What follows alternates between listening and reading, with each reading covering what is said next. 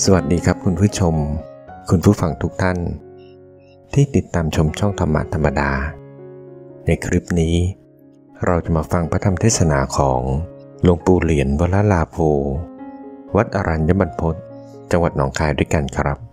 เราจะเสนอพระธรรมเทศนาเรื่องวิธีฝึกจิตให้สงบมีพลังเรามาฟังหลวงปู่เหรียญท่านเทศสอนด้วยกันครับ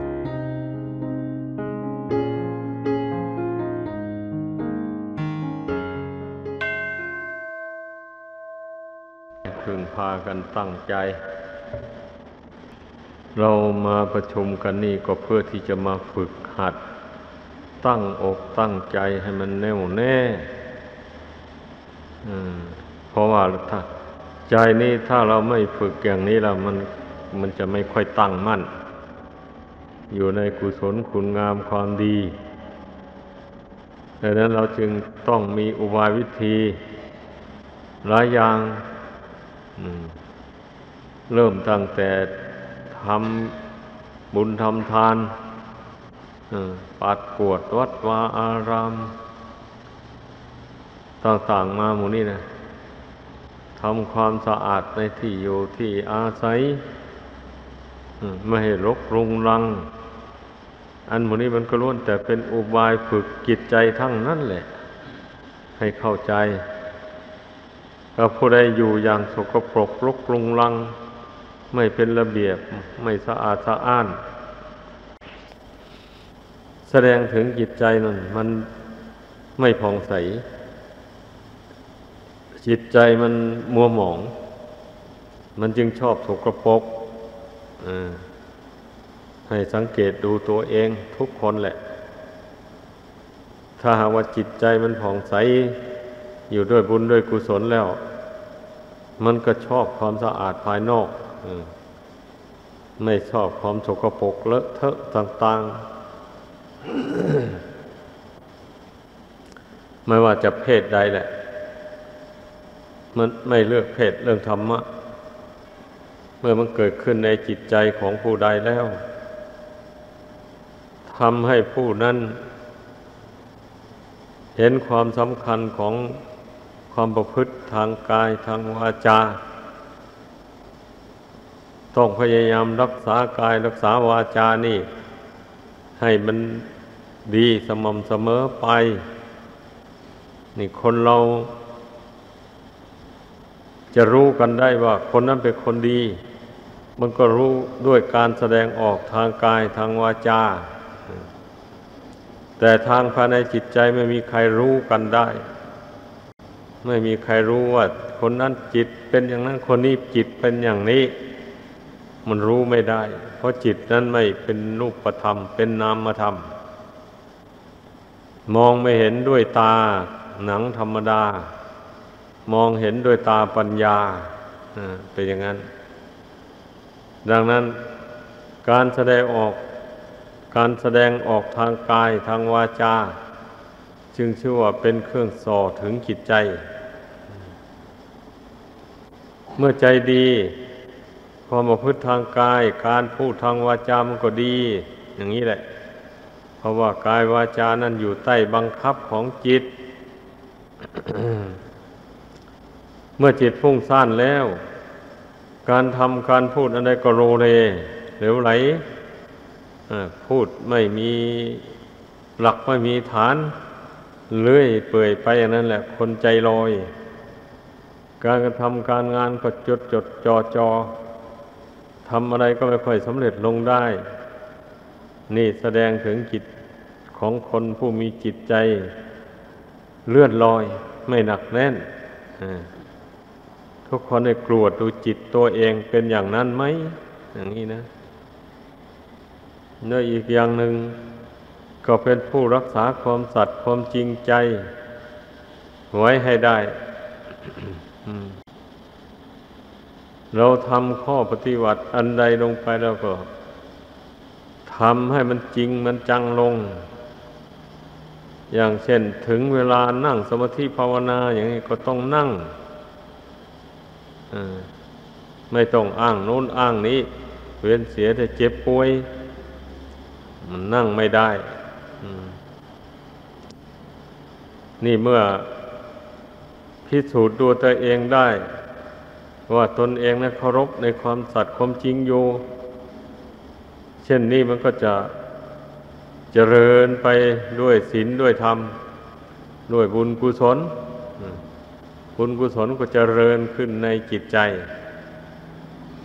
เพราะบุญกุศลจะเจริญขึ้นได้ด้วยการกระทำอยู่เฉยๆมันไม่เกิดศีลธรรมหรือว่าบุญกุศลเนี่ยไม่เกิดบุญจะเกิดขึ้นทางใจได้ก็ต่อเมื่อใจนั้นละอารมณ์อันเป็นข้าศึกแก่ความสงบเสียก่อนอย่างนี้ธรรมดาผู้ปฏิบัติทางภาวนาอันกิเลสอันเป็นมารแห่งความสงบมันก็มีอย่างนี้นะเมื่อเวลาเราไม่ได้ภาวนาไม่ได้น้อมสติเข้าไปเพื่อสงบจิตอย่างนี้ก็รู้สึกว่ามันสบายอยู่เพราะว่ามันอยู่กับอารมณ์ทันพอดีโน้มสติเข้าไปจะกำหนดใจละอารมณ์ต่างๆที่จิตยึดถือเอาไว้แบบนี้อันกิเลสที่มันขัดขวางไม่ให้ใจมันสงบลงได้นะมันก็ผลักดันเอาไม่ยอมให้จิตสงบลงได้มันเป็นอย่างนี้ให้สังเกตดูดังนั้นเราจึงต้องสู้กับความคิดความนึกตัวเองสู้กับความรู้สึกตัวเองเรียกว่าอดกั้นทนทานต่อความคิดความนึกไม่หวั่นไหวไปตามในเมื่อจิตยังสงบลงไม่ได้แน่วแน่นี่เราก็ต้องอดต้องทนอดกั้นลงไปอดไม่คิดอดไม่วิจารณ์อะไรต่ออะไรไปอย่างนี้นะเพราะเวลาเช่นนั้นน่ะไม่ใช่เวลาที่เราจะมาคิดมาวิจารณ์อะไรต่ออะไรเป็นเวลาที่เราทำความสงบทำใจให้เป็นหนึ่งต้องให้เข้าใจอย่างนั้นเมื่อเข้าใจตัวเองได้อย่างนี้แล้วก็ตั้งใจแน่วแน่ลงว่าเราจะไม่คิดอะไรเราจะกำหนดรู้อยู่ที่รู้อย่างเดียวเท่านั้นอย่างนี้ถ้าเข้าใจทำอย่างนี้แล้วมันก็ไม่เหลือวิสัยจิตย่อมสงบลงได้แต่ถ้าหากว่าไม่เข้าใจอย่างนี้ไม่ใส่ใจอย่างว่านี้มันก็สงบลงไม่ได้จิตนั้นนะต้องให้เข้าใจมันเคยคิดเคยปรุงแต่งอะไรไปมันก็คิดก็ปรุงแต่งไปอย่างนั้นแหละมันจะไม่หยุดยั้งลงได้เป็นอย่างนี้ ดังนั้นพระพุทธเจ้าจึงสอนให้เราสกัดกั้นความคิดความนึกเหล่านี้ด้วยสติห้ามความคิดเหล่านี้ด้วยสติสัมปชัญญะทำความรู้กับจิตนั่นน่ะจิตตั้งอยู่อย่างไรก็ทำความรู้อยู่อย่างนั้นรู้ว่าไม่คิดไปไหนในขณะนี้นะอย่างนี้นะรู้อยู่ที่รู้อย่างเดียวเอา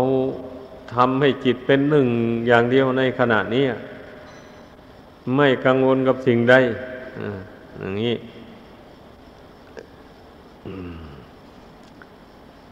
ถ้าเราไปเพ่งห่างๆไม่ถี่เข้ามาแล้วอย่างนี้มันสงบไม่ได้มันจะคิดความคิดมันจะเล็ดลอดไปอยู่อย่างนั้นแหละดังนั้นต้องน้อมสติเพ่งเข้าไปให้มันใกล้กับความรู้สึกอันนั้นในที่สุดก็ต้องให้สติมันยั่งเข้าหาความรู้สึกอันนั้นให้ได้แล้วก็วันนี้มันก็หยุดลงได้นะหยุดคิดลงได้ถ้าสติยังอยู่ห่างจากความรู้สึกอย่างนั้นมันก็หยุดคิดลงไม่ได้มันเป็นอย่างนี้นะต้องให้เข้าใจทำไมจิตมันจึงไม่สงบ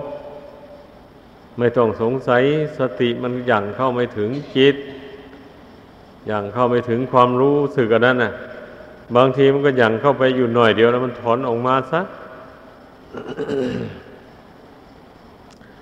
เช่นนี้แล้วมันก็สงบอยู่ไม่ได้นานเลยดังนั้น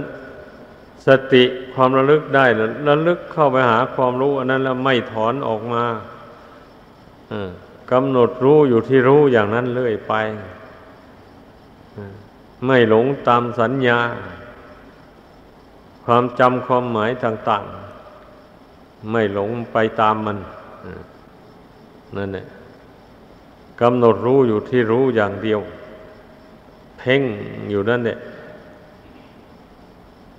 ไม่ทำอย่างนี้นี่ไม่ได้จิตมันหล่อแหละไม่หนักแน่นเลยอันนั้นเราต้องเพ่งให้มัน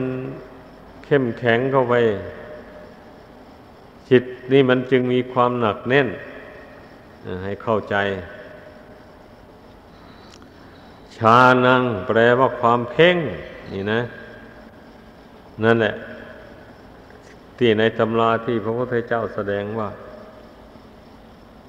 นั่งขัดสมาธิแล้วเพ่งลมหายใจเข้าออกแล้วได้บรรลุปฐมฌานทุติยฌานตติยฌานจตุตถฌานอย่างนี้นะก็คือเพ่งเข้าไปแล้วจิตมันค่อยรวมเข้าไปโดยลำดับไปละเอียดเข้าไปโดยลำดับอย่างนี้นะนั่นแหละพอถึงจตุตถฌานเข้าไปอย่างนั้นแล้วลมหายใจไม่ปราศมีแต่ความรู้สึกกับสติเท่านั้นปรากฏอยู่นี่แต่ว่าไอ้ผู้ที่ไม่มีวาสนาจะทำฌานเหล่านี้ให้เกิดขึ้นได้มันก็เกิดไม่ได้มันเป็นงั้นก็ได้แต่ความสงบในขั้นไม่ละเอียดเท่าไรเพียงในขั้นกลางที่ท่านเรียกว่าอุปจารสมาธิ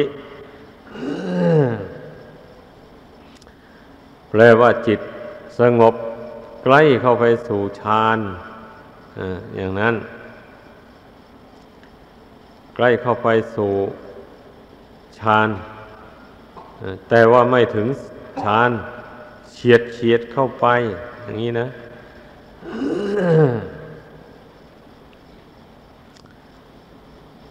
ได้แต่เพียงเฉียดเข้าไปก็เอาอย่างนี้แหละ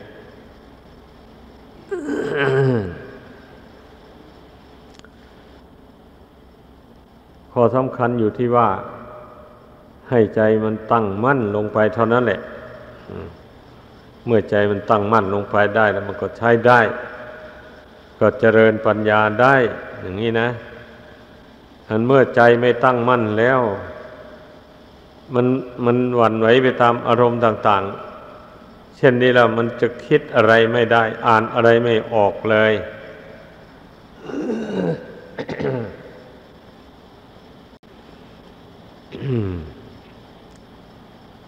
ดังนั้นนะก่อนอื่นนี่ทุกคนต้องสังเกตดูจิตของตัวเอง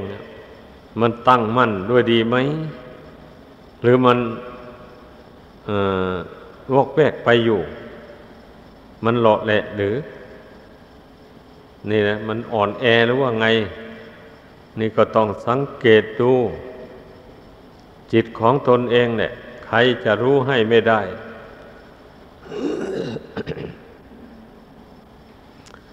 มีแต่ตัวเองเท่านั้นแหละรู้จิตตัวเองโดยตรงเมื่อรู้ว่าจิตของตนมันยังอ่อนแออยู่เช่นนี้เราก็ต้องเพ่งให้มันมากเข้าไปกว่านั้นบัดนี้นะ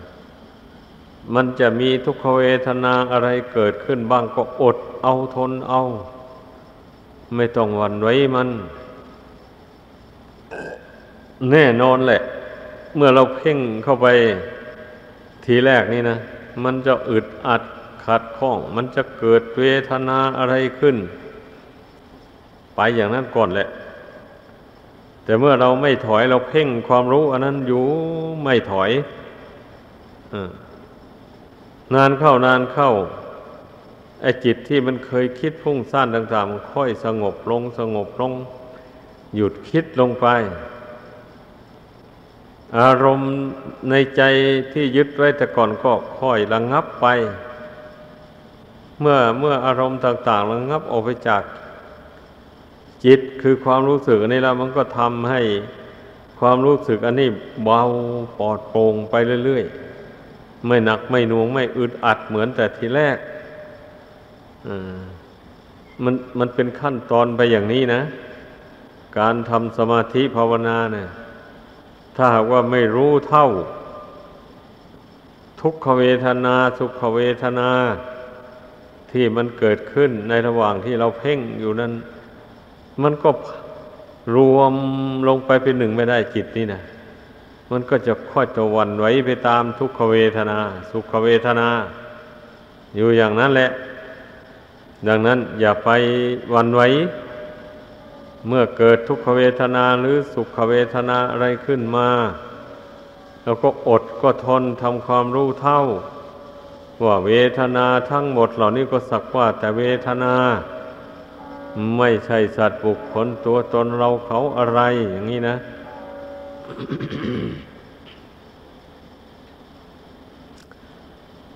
ก็เตือนตนอย่างนี้แหละเมื่อจิตมันระลึกได้ว่าโอ้จริงเวทนาเหล่านี้มันก็เป็นแต่เพียงว่าจิตมันเสวยอารมณ์อันใดอันหนึ่งอยู่เท่านั้นเองนะถ้าเช่นมันเป็นทุกข์ขึ้นมามันก็รู้สึกว่าเป็นทุกข์รู้ว่าตนเสวยทุกข์อยู่อย่างนี้นะอันนี้แหละท่านจึง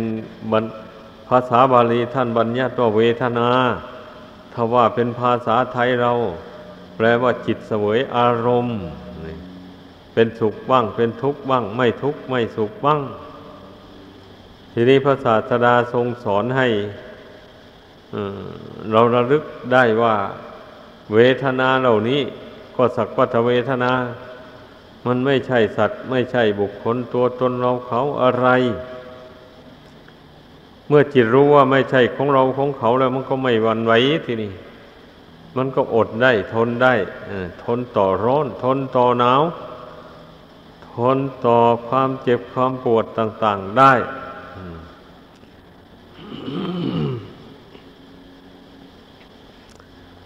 ดังนั้นให้พึ่งพากันสำเนียกดูให้ดีการทำจิตให้สงบเนี่ยนับว่าเป็นสิ่งสำคัญเป็นอันดับแรกในการภาวนาถ้าจิตไม่สงบแล้วเราจะไปเจริญปัญญาอย่างนี้มันก็ไม่สามารถจะรู้อะไรได้เลยพอมันจะคิดเรื่องนี้มันคิดไปไม่ได้ตลอดมันพลิกไปหาเรื่องอื่นเสียธรรมดาจิตไม่สงบนะมันเป็นอย่างนั้นเนี่ยอันนี้เมื่อเรารู้อย่างนี้แล้วรู้ว่าจิตมันไม่ตั้งมั่นแล้วก็หยุดพิจารณาไม่ต้องพิจารณาอะไรเนี่ยในขณะนั้นมาเพ่งความรู้สึกอันนี้ให้มันหนักแน่นเข้าไปให้มันสงบลงไปซะก่อนเมื่อมันสงบมันตั้งมั่นด้วยดีพอสมควรแล้วอยากพิจารณาอะไรก็จึงค่อยพิจารณานี่โดยมากที่พระพุทธเจ้าสอนก็พิจารณาขันธ์ห้านี้แหละเพราะว่าจิตใจมันคล้องอยู่ในขันธ์ห้านี้เมื่อมันคล้องอยู่ในขันธ์ห้านี้แล้วมันก็ไปคล้องอยู่กับสิ่งอื่นภายนอกออกจากขันธ์ห้าออกไปมันเป็นอย่างนั้นถ้าจิตไปคล้องอยู่ในขันธ์ห้านี้แล้วมันก็ไม่คล้องอยู่ในสิ่งอื่นภายนอกนั่นเลยตาเห็นรูปก็สักแต่ว่าเห็นหูได้ยินเสียงก็สักแต่ว่าได้ยินจมูกได้สูดกลิ่นเหม็นกลิ่นหอมอะไรก็สักว่าแต่กลิ่นลิ้นได้รับรสอาหาร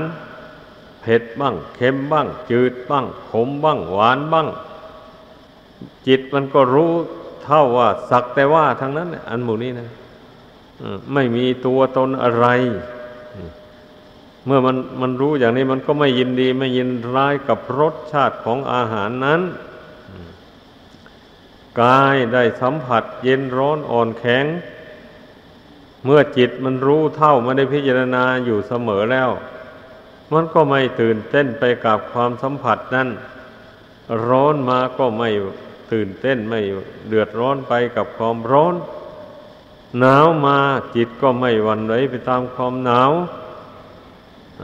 ร่างกายมันไม่ปกติมันเจ็บโน่นปวดนี้ก็ให้เป็นเรื่องของร่างกายไปเรื่องของขันธ์ห้าไม่ใช่เรื่องของเรามันมีอุบายแยบคายอยู่ในใจอย่างนั้นนะธรรมดาผู้รู้เท่ามันเป็นงั้นใจเมื่อได้รับรู้อารมณ์ต่างๆเหล่านั้นเมื่อจิตเป็นสมาธิตั้งมั่นอยู่มันก็ไม่หวั่นไหวไปตามก็สักแต่ว่าอะไรแบบนี้นะมันเห็นสักแต่ว่าอารมณ์ต่างๆเหล่านั้นเกิดขึ้นแล้วก็ดับไปไม่ใช่ว่าเป็นของยั่งยืนอะไรสุขก็ดีทุกข์ก็ดีไม่ทุกข์ไม่สุขก็ดีเจ็บปวดอะไรต่ออะไรหมดเนี่ยมันก็ไม่มีตัวมีตนอะไรแล้วมันไปมันก็ดับไปคนเราถ้าหากเจ็บอยู่ตลอดเวลาอย่างนี้อยู่ไม่ได้แล้วต้องตายอย่างนี้นะแต่นี่เมื่อมันเจ็บไปมันถึงเวลามันระงับไปมันก็ระงับไปแต่บุคคลผู้มีใจไม่ตั้งมั่นแล้วไม่อดไม่ทนเอากับดิ้นรนกระสับกระส่ายกลัวต่อความทุกขเวทนาต่างๆนั้นดังนั้นผู้ปฏิบัติทางจิตใจไม่ต้องกลัวไม่ต้องหวั่นไหวกับทุกขเวทนาต่างๆเพราะว่าเมื่อมันไม่ใช่ของเรานี่ก็ความจริงก็เป็นอย่างนั้นแท้ๆเมื่อไม่ใช่ของเราแล้วทำไมเราจึงมาอาศัยมันอยู่เหตุที่มาอาศัยมันอยู่ก็เพราะมันไม่รู้แจ้งมันแต่ก่อนมานู่นแหละแต่ชาติหลังๆคืนไปนู่นนะเกิดมาชาติใดก็มาสำคัญยึดมั่นว่าขันธ์ห้าเป็นตัวเป็นตนเป็นเราเป็นเขาอยู่อย่างนั้นแหละจนถึงมาเกิดในชาติปัจจุบันนี้ก็ยังสำคัญว่าขันธ์ห้านี่เป็นตัวเป็นตนอยู่เช่นนี้แหละเมื่อมันวิบัติมาจึงได้หวั่นไหวบัดนี้เมื่อเราได้มาเจริญสมาธิเจริญปัญญาให้เกิดขึ้นเพ่งพิจารณาดูให้ถี่ถ้วนลงไปแล้วมันก็จะลงความเห็นได้ว่ารูปกับนามธรรมรวมที่เรียกว่าขันธ์ห้านี่ไม่ใช่ตัวตนจริงๆนะถ้าเป็นตัวตนจริงๆก็บังคับได้แหละบังคับมาให้มันแก่มันเจ็บมันตายมันก็จะไม่แก่ไม่เจ็บไม่ตายเลย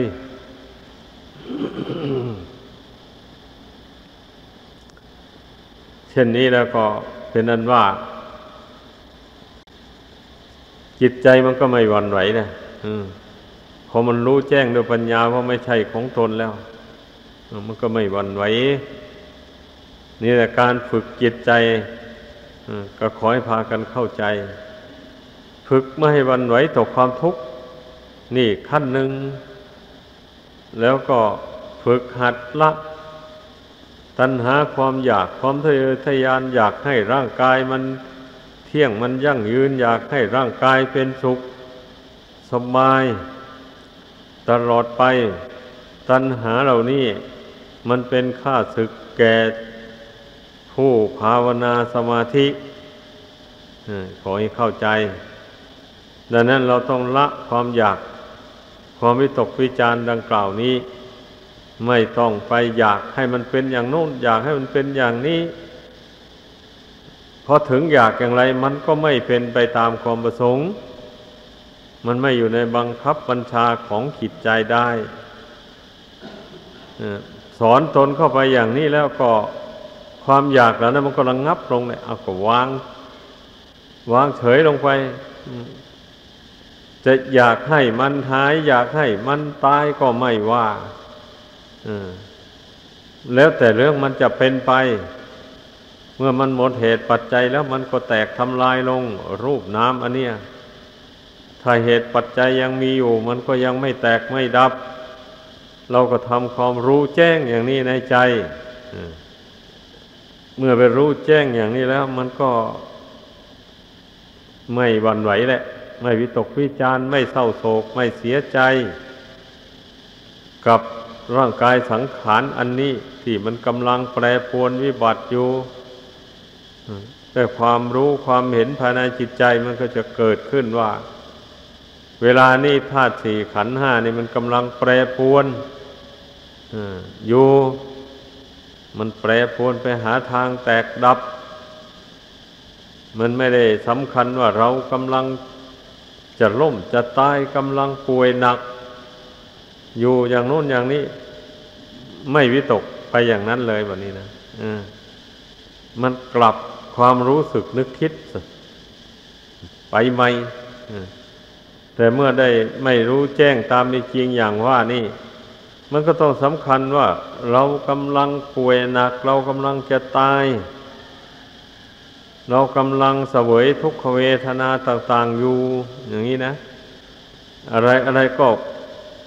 เป็นเราไปหมดเป็นเขาไปหมดแล้วเขากำลังเจ็บหนักเขากำลังจะตายไอ้เรากำลังเจ็บหนักอยู่ไอ้เรื่องสมมุติทั้งหลายเหล่านี้ต้องละนี่ผู้ปฏิบัติธรรมนะหัดละไม่ให้จิตมันวิตกไปอย่างนั้นต้องให้มันวิตกว่าธาตุสี่ขันธ์ห้ากำลังแปรปรวนมันอยู่มันจะแตกจะดับหรือก็แล้วแต่เรื่องมันไม่แตกไม่ดับมันก็หายไปถ้ามันไม่หายมันก็แตกก็ดับเท่านั้นแหละไม่มีอะไรไม่ต้องเศร้าโศกเสียใจกับมันถึงเศร้าโศกได้มันก็ไม่ดีคืนถ้าเราไม่เศร้าโศกเสียใจกับมันวางใจให้เป็นกลางอยู่แล้วอย่างนี้ถ้ามันไม่เหตุปัจจัยมันยังไม่หมดมันก็ระงับหายไปทุกขเวทนาความวุ่นวายของธาตุสี่ขันธ์ห้ามันก็ระงับลงก็อย่างนี้แหละว่าแต่เราทำจิตให้เป็นกลางไว้แต่ถ้ามันจะไม่หายอย่างนี้มันก็แสดงบอกให้รู้แหละ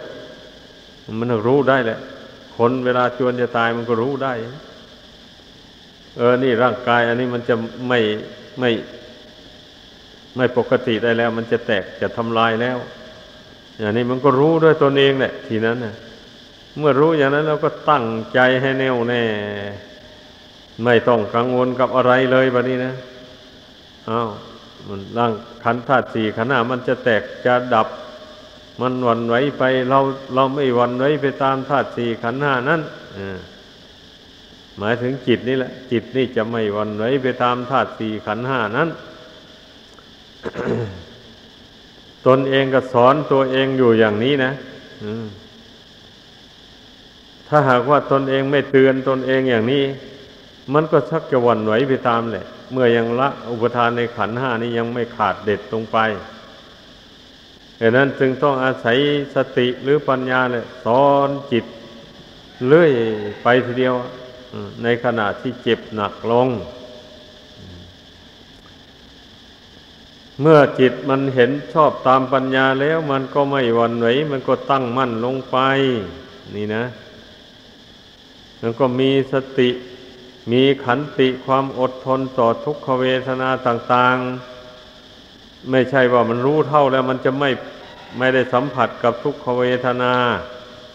ไม่ใช่อย่างนั้นถึงจะรู้เท่าอย่างไรมันก็ได้สัมผัสกับทุกขเวทนาอยู่นั่นแหละแต่ว่าจิตหักไม่หวั่นไหวเท่านั้นเองนี่เราให้พากันเข้าใจไว้คำว่าจิตไม่หวั่นไหวนะครับหมายความว่าไม่เสียใจไม่ดีใจไปตามธาตุสี่ขันธ์ห้านั้นมีความรู้สึกเฉยต่อธาตุสี่ขันธ์ห้านั้นอยู่อย่างนั้นไปถ้าหากว่ารักษาจิตใจได้อย่างว่านี่จนหมดลมหายใจเข้าออกอย่างนี้นะจิตของผู้นั้นก็ไม่ได้คล้องอยู่ในโลกนี้แล้วแต่ถ้าหากว่ามันยังละอุปทานขาดเด็ดไปได้จริงๆมันก็ไปเกิดโลกอื่น โลกที่มีความสุขประณีตบรรจงกว่านี้อย่างนี้นะ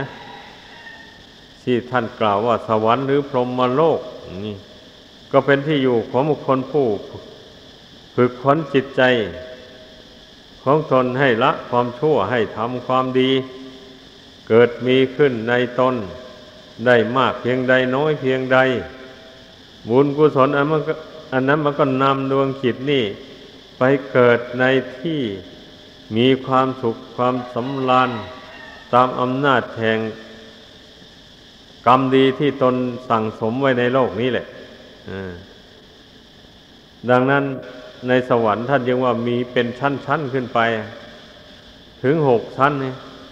ก็เพราะว่าการทำความดีการฝึกจิตใจของคนเราในโลกนี้นะมันยิ่งกว่ากันหย่อนกว่ากันมันละเอียดประณีตกว่ากันมันหยาบกว่ากันอย่างนี้ดังนั้นเมื่อหมดอายุสังขารนี่แล้วบุญกรรมแต่ผู้นั้นกระทำบำเพ็ญก็นำไปเกิดในชั้นที่เหมาะสมกับบุญวาสนาบารมีของตนนั่นแหละเมื่อสวรรค์ชั้นสูงขึ้นไปเท่าใดรูปกายก็ละเอียดเข้าไปจิตใจก็มีความรู้สึกละเอียดสงบระงับมากเข้าไปเท่านั้นความยินดียินร้ายต่างๆมันก็ละเอียดเข้าไปเพราะว่าในสวรรค์นี่มันก็คงจะยังละไม่ขาดดอกผมยินดียินร้ายแต่ว่ามันละเอียดเข้าไปเป็นชั้นๆขึ้นไปมันเป็นอย่างนั้น ถ้าไปถึงพรหมโลกแล้วจิตใจของพรหมน่ะมักจะเป็นอุเบกขามากเพราะว่าท่านเจริญพรหมวิหารอยู่แต่เป็นมนุษย์นี่จนว่าใจสงบแน่วลงไปอยู่ในอุเบกขาฌานนี่นะนั่นแหละเมื่อจิตมันยังเข้าไปถึงอุเบก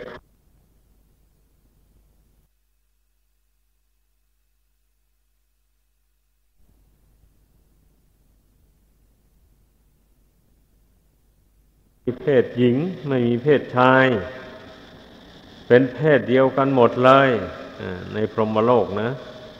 มันเป็นอย่างนั้นมันก็เป็นไปด้วยลักษณะอาการของจิตนี่แหละครบทั้งหลายดังกล่าวมานี่นะถ้าจิตยัง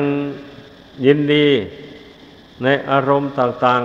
ๆยินดีอยู่ในรูปเสียงกลิ่นรสต่างๆอยู่บ้างแต่ว่ามันเป็นความยินดีที่ไม่เป็นโทษเป็นเพียงกิเลสเฉยๆมันก็ให้ไปเกิดใน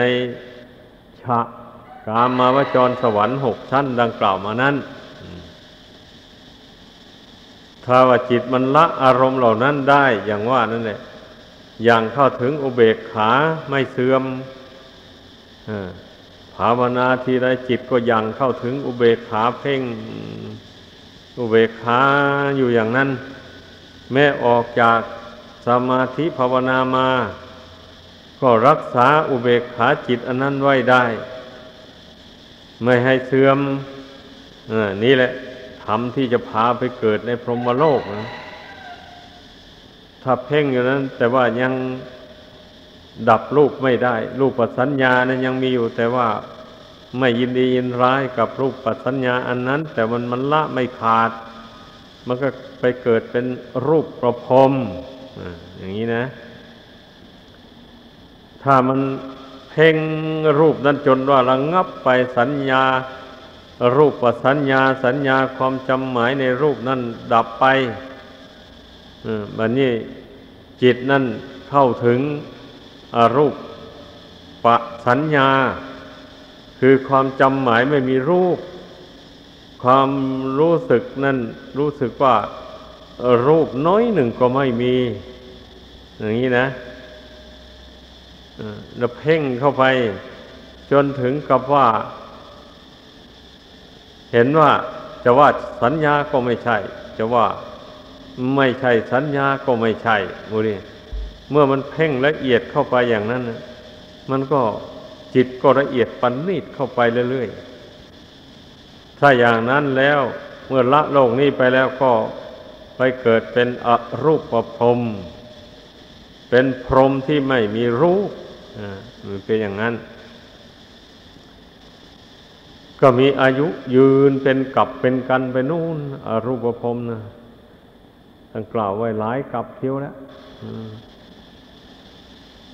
แต่พระพุทธเจ้าตรัสว่าเป็นตัณหาอยู่เหมือนกันนะอรูปพรหมอรูปพรหมนี่ก็ดีจิตใจก็ยังไม่หมดจากตัณหาแต่ท่านเรียกว่าวิภวตัณหาแปลว่าจิตใจนั้นเบื่อหน่ายในรูปแล้วมันเบื่อหน่ายในรูปแล้วไปติดในนามธรรมแบบนี้นะมันเป็นอย่างนั้นติดในนามธรรมจิตนี่จึงไปเกิดอยู่กับนามธรรมคือเช่นว่าแสงสว่างนี่จิตไปเพ่งแสงอันนั้นอยู่ละแสงอันนั้นไม่ได้นี่พอหมดอายุสังขารแล้วก็ไปเกิดอยู่กับแสงสว่างอันนั้นรู้สึกว่าโลกอันนี้ไม่มีรูปร่างไม่มีตัวตนอะไรมีแต่ว่างอยู่หมดความรู้สึกอันนั้นน่ะอย่างนี้แหละท่านเรียกว่าอรูปพรหมแปลว่าพรหมไม่มีรูปอายุยืนยาวนานพระพุทธองค์ก็ตรัสว่าเป็นตัณหาควรละอย่างนี้เราเจริญวิปัสสนาต่อไปพิจารณาธาตุสี่ขันธ์ห้าให้เห็นแจ้งตามเป็นจริงดังกล่าวมานั้นแล้วปล่อยวางไม่ถือมั่นโดยอุปาทานเช่นนี้แล้ว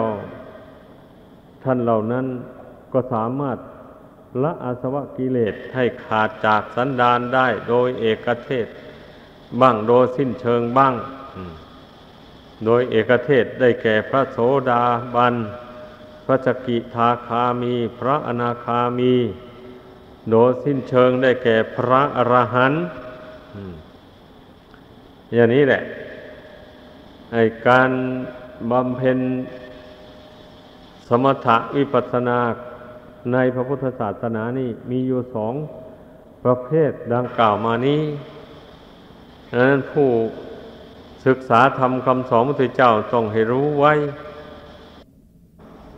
ชีวิตหรือว่าธาตุสี่ขันธ์ห้าอันรวมเรียกว่าร่างกายอันนี้เนี่ย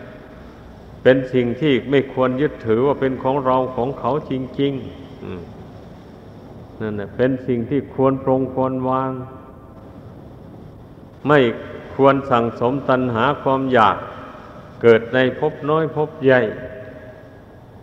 ไม่ควรที่จะสะสมตัณหาความอยากว่าให้ร่างกายนี่สวยๆงามๆให้มีอายุยั่งยืนนาน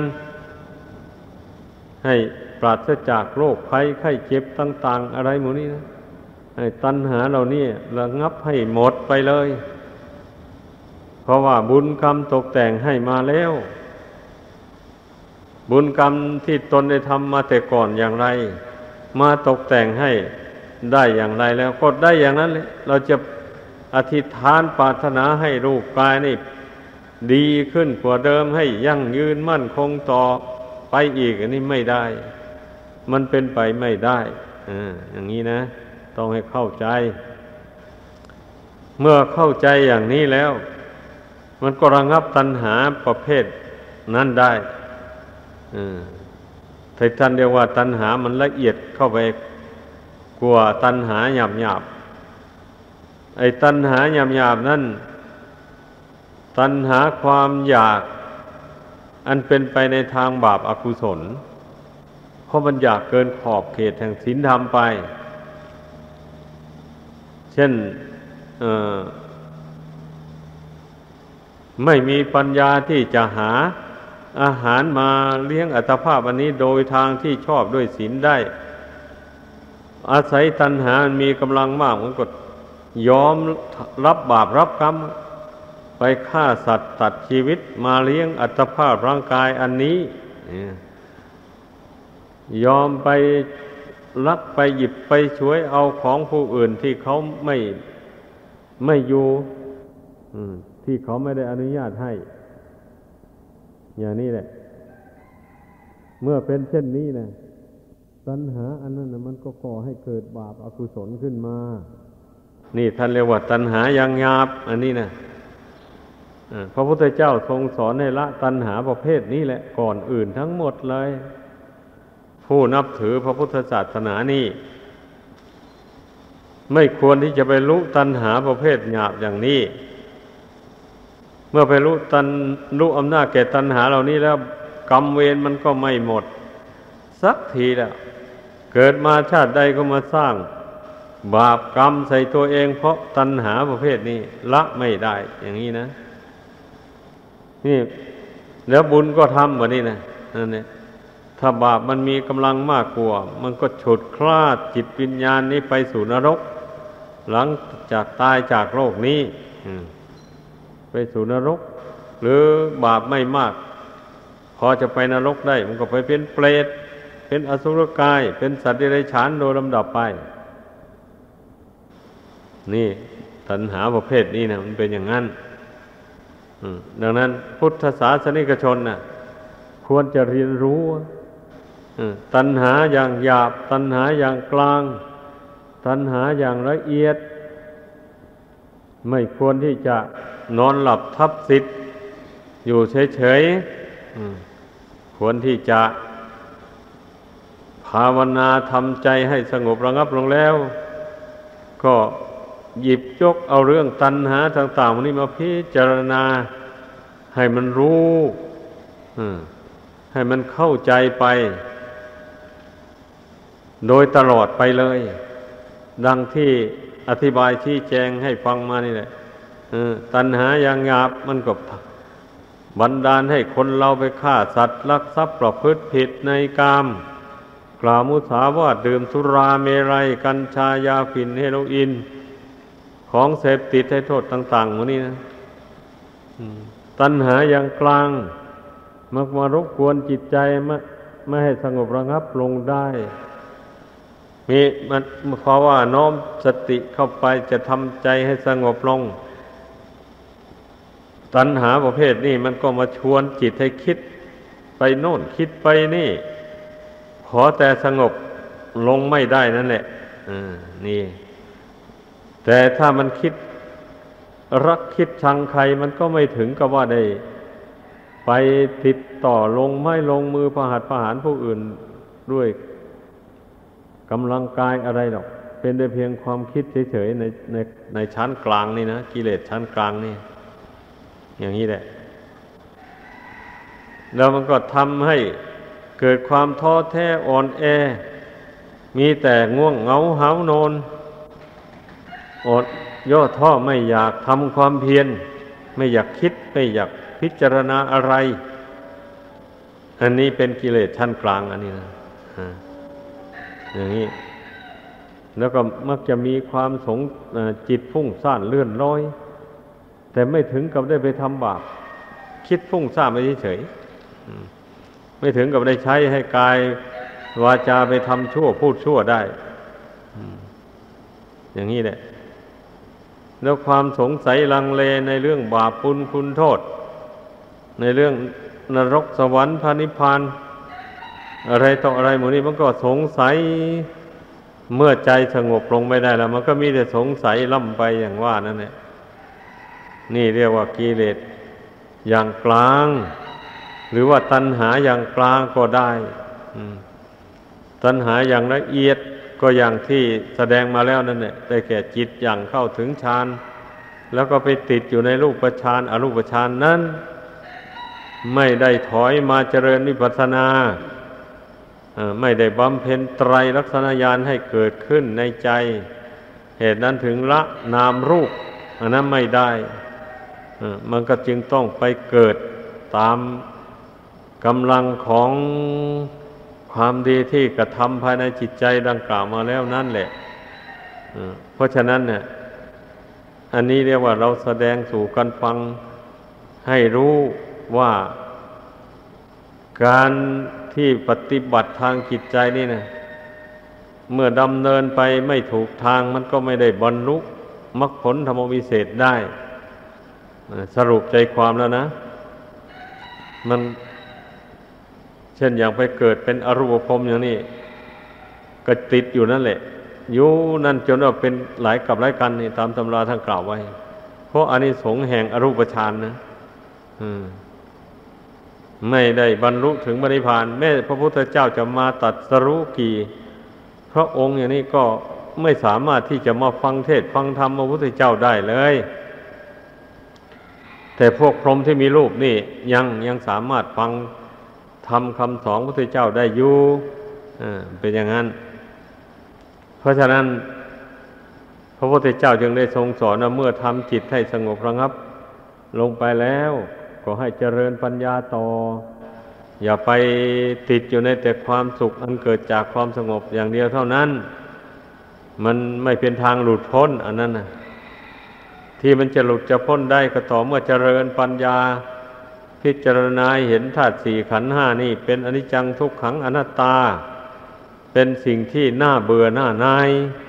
โหเต็มไปด้วยทุกข์ภัยอันตรายต่างๆอยู่ในปัจจุบันนี้เราก็เห็นกันอยู่แล้วภัยของชีวิตก็คือความแก่ความเจ็บความตายนี่เป็นภัยของร่างกายภัยของดวงจิตก็คือความโศกเศร้าเสียใจพิไรรำพันต่างๆความคับแค้นใจความหิวแห้งใจอะไรหมดนี้นะนี่เรียกว่าภัยของดวงจิตอันนี้นะดังนั้นเราเจริญปัญญาก็เพื่อที่จะให้ใจนี่มันฉลาดรู้แจ้งขันธ์ห้าตามเป็นจริงแล้วปล่อยวางตามสภาพแล้วก็จะไม่เศร้าโศกเสียใจกับความวิบัติแห่งขันธ์ห้าอันนี้จะไม่ทุกข์ไม่โศกไม่คับแค้นใจเมื่อรู้เท่าตามเป็นจริงแล้วก็จะวางใจเป็นอุเบกขาพร้อมด้วยญาณความรู้ต่างๆต่อขันธ์ห้านี้ได้ดังแสดงมาสมควรแก่เวลาขอจบลงเพียงเท่านี้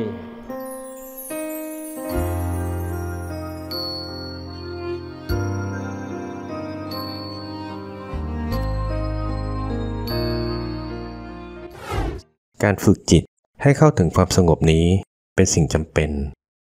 ถ้าปล่อยจิตให้เลื่อนลอยไปตามอำนาจของกิเลสก็มีแต่ทุกข์ปัจจุบันนี้ก็มีแต่ทุกข์ใจหนักกันมากอยู่แล้วละโลกนี้ไปสู่โลกหน้าก็หอบเอากองทุกข์เหล่านี้ไปด้วยบางคนก็คิดฆ่าตัวตายไม่มีทางออกเพราะว่าไม่เชื่อคำสอนของพระพุทธเจ้าผู้ที่ไม่ปฏิบัติตามคำสอนในเรื่องการไหว้พระนั่งสมาธิภาวนาก็เพราะว่าขี้เกียจชอบอ้างว่าไม่นั่งเพราะใจมันลอยใจมันไปยึดถือแต่เรื่องภายนอกการที่เราภาวนาแล้วทำให้จิตใจมันสงบได้ก็เพราะเราต้องหมั่นเตือนใจของตนให้ละเรื่องภายนอกอยู่เสมอในเวลาที่ไม่ได้นั่งสมาธิภาวนาก็ต้องเตือนใจให้ละอารมณ์ที่มากระทบทางตาทางหูทางจมูกทางลิ้นทางกายทางใจมันมากระทบเวลาใดเราก็พิจารณากำหนดละมันในเวลานั้นไปเรื่อยๆให้จิตนี้เป็นปกติอยู่เสมอไม่ให้จิตนี้มันเปลี่ยนแปลงมันไหวไปตามอารมณ์ที่มากระทบโอวาทธรรมหลวงปู่เหรียญวรลาโภขอขอบคุณทุกท่านที่ได้สนับสนุนช่อง YouTube ธรรมะธรรมดาด้วยครับทุกครั้งที่ท่านดูอย่าลืมช่วยกันกดไลค์กดแชร์เพื่อเป็นการทำให้คลิปธรรมะของเราได้มีการเผยแพร่ออกไปมากขึ้นและที่สำคัญอย่าลืมกดติดตามช่องธรรมะธรรมดาด้วยนะครับขออนุโมทนาบุญกับทุกท่านที่ร่วมรับฟังด้วยกันครับสาธุ